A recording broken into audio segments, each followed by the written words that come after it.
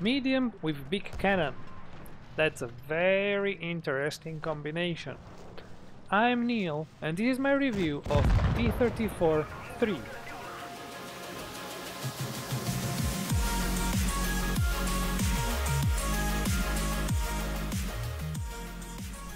Short history first.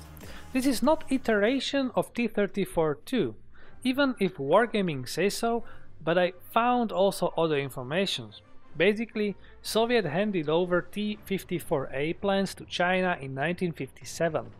It would be then all nice and fancy and production of Type 59 could start, but Soviets delayed multiple times the delivery of special materials for armor production. China at this point didn't decide to wait, and they started another project called T-34-3, which basically used most of the technologies of T-54A except the advanced one, which were hard to copy. I haven't found any reference on the cannon, which is basically same as on T-34-2, but the rest is basically worse version of T-54A. Once Soviet delivered the special materials, this project was cancelled and China happily moved all its focus on Type 59. And that happened in actually same year. That's history. World of Tanks Blitz now. Look like these days we have an opportunity to enjoy many unique tanks with their unique playstyles. This one is not a unique tank, but it is a unique premium. So why it is not unique? I think it closely resembles T-34-2 and share many similarities with very few and not very distinctive differences. Starting with the most interesting part of the tank, and that's the gun. Gun is basically a combination of many extremes. On one side it has the worst DPM in a tier, not only comparing to mediums, it really has the worst DPM in whole tier, just like T-34-2, and that's because they have same gun. So the DPM is not bad, it is awful.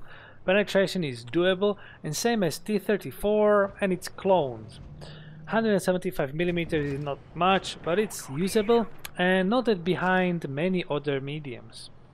Continuing with the awful part, the gun dispersion of 0.412 is one of the worst in the whole tier again and the worst out of mediums.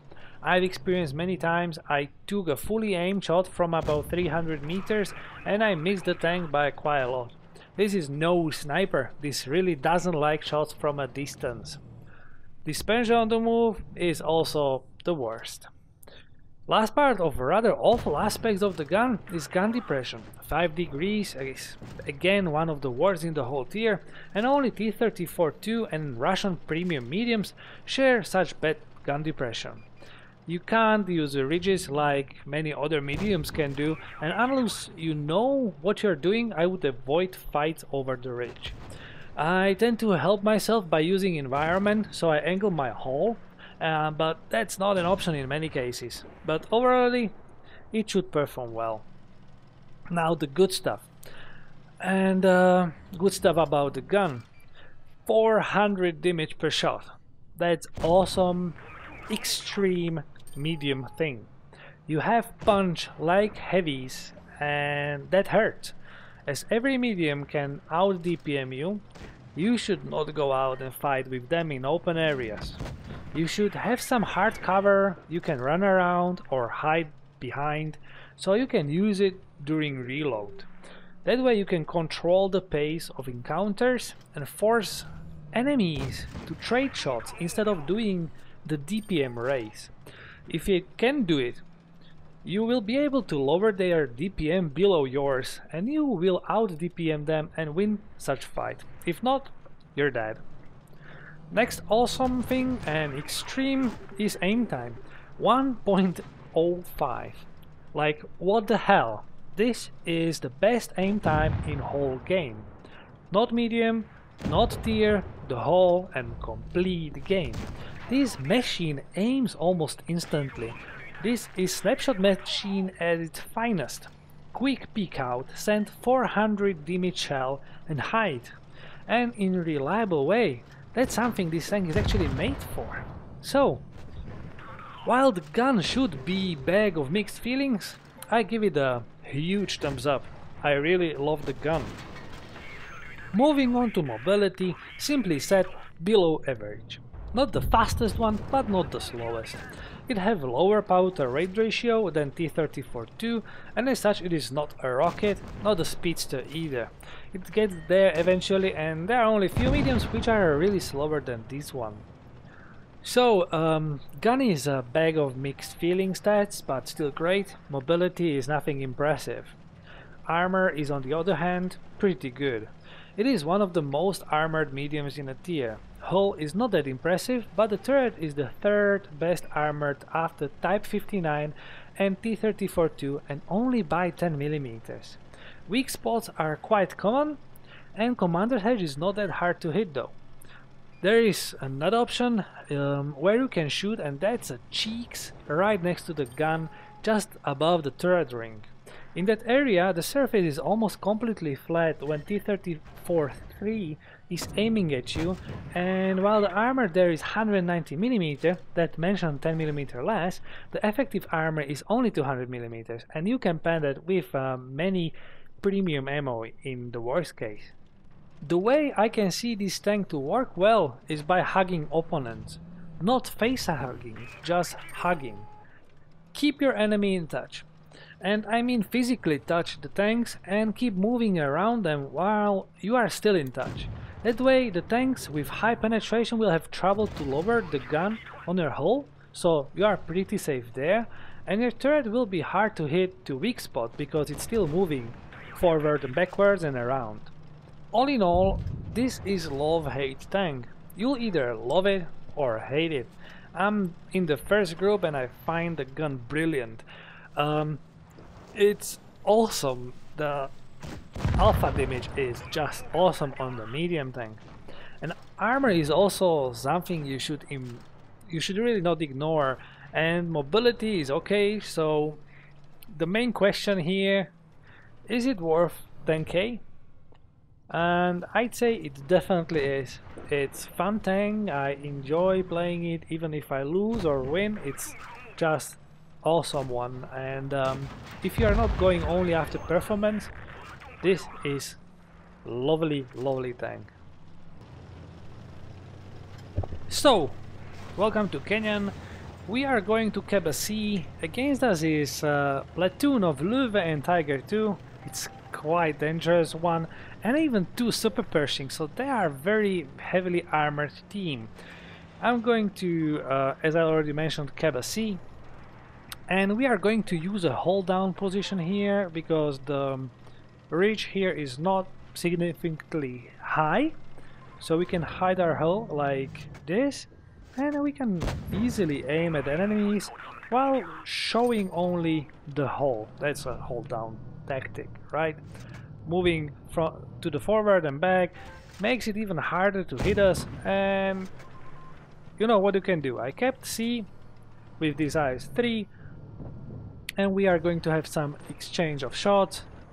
As this tank have ridiculously bad gun depression, I had to resort to pushing to this left side, that way we are still protected from Tiger 2, but we were able to put a shot into a Super Pershing. And I think you've seen where to shoot Super Pershing correctly, so you can get a penetration, that's the top of the turret, or the cheeks. But I bounced this one, and actually he ammo boxed me. Luckily we have the fix. We are going to put another shot now. We will be shooting at cheeks. Still fighting here. There we are. Bam! Cheeks done. Lovely. 440. Awesome. I love the alpha damage. 440 for a shot from a medium is ridiculous amount of damage. You see, we are here 4 on 2, 2 on 4 with that Tiger 2 being hidden behind. Super Pershing is gone, it's 2 on 3, and Helsing is running away. In that moment I can go move around. I don't need to hide my hull anymore. I can put shots into this Löwe. Lovely shot. We are now on 1600 damage. Considering this is very low DPM tank, it's still a sweet result. My average damage is about like 2k in this tank, and most of my good games are like 3k or so. Yeah, Love is a bit upset, I can imagine that. We've shot Tiger 2 for very good 500 damage top shot, that's a lovely one, and now I'm going to push on Tiger 2. I see he just doesn't pay attention, so now it's time to put a lovely shot into him, and that's our first kill of the game. Moving on to, we see that Black Dog and T-34 are doing some defense of a B-cap. I decided to go around and put a shot into T-34-3 from back. He is not expected that I am not spotted, so he will be surprised when I'll just come up. And we'll remove him in one shot. Kind of waste of the damage, but sometimes you have to finish the guns. If you remove the guns from the game, you're always good to go because there are less guns to shoot at you. There we are. Now we are going to lose IS-3, which is a bit sad, but what you can do. And that's unfortunate, really unfortunate track of Black Dog. I keep capping here. I kept the C, you have to notice. I kept the C and now I'm capping B. The active points are very important in mastering the tank. We are 3 on 1. We are going to win the game on points for sure. There is not much Helsing can do. The only thing I can do is go and hunt him down. His double barrel shotgun can do me around 500 damage, so I will survive this salvo and I can remove him from the game for sure. There we are. Bye bye Helsing. 3 kills, 2774 damage. We saw some static gameplay, we saw some dynamic gameplay. You see this tank aims very well. And why did I get the mastery? Detailed experience. We got 800 experience from damage and another 467 by active actions, 100 for assistance to allies, and 570 team bonus. So basically, without damage experience, we got more points than damage experience, and that's what you still should aim at. Most of the masteries I get are not only by raw damage, it's by combination of moving around and doing some active actions and dealing damage as well. So, lovely game, lovely result. So, thank you very much guys for watching. I hope you enjoyed this video, and if you do so, please subscribe to my channel, give it a like, and if you think this video is trash, you know, there's a dislike button as well. And I'll see you in next video, and in the meantime I wish you loads of great games, ammo boxes and ammo racks. Oh, that's kind of same, isn't it? So ammo boxes and engine fires, obviously not yours, the enemies. See you guys.